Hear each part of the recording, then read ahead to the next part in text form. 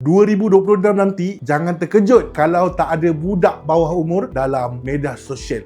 Okey geng, cerita dia macam ni. Kerajaan umum mulai tahun 2026, kanak-kanak bawah 16 tahun tak dibenarkan buka akaun media sosial. Ini bukan nasihat tapi larangan rasmi. Platform macam TikTok, Instagram, YouTube, semua nanti kena buat pengesahan umur. Bukan isi tarikh lahir tipu-tipu macam ramai orang buat sekarang, tapi guna sistem eKYC yang selalunya kena scan muka atau IC. Maknanya, budak bawah 16 tahun ni memang tak boleh terslip masuk. Ini sebahagian daripada Undang-Undang Keselamatan dalam Talian baru yang sepatutnya berkuat kuasa 1 Januari 2026. Tujuannya nak kurangkan bully cyber, scam, konten tak sesuai dan ketagihan gadget dalam kalangan remaja. Tapi ada pakar yang bagi amaran juga. Bila kau tutup pintu platform besar, remaja mungkin lari ke platform tak terkawal yang lagi bahaya dan lagi gelap. Kerajaan pula pesan ibu bapa kena main peranan juga. Pantau penggunaan gadget dan galakkan aktiviti luar. Korang rasa langkah ni bijak melindungi anak-anak atau nanti budak bawah umur cari jalan lain yang lagi susah nak kawal?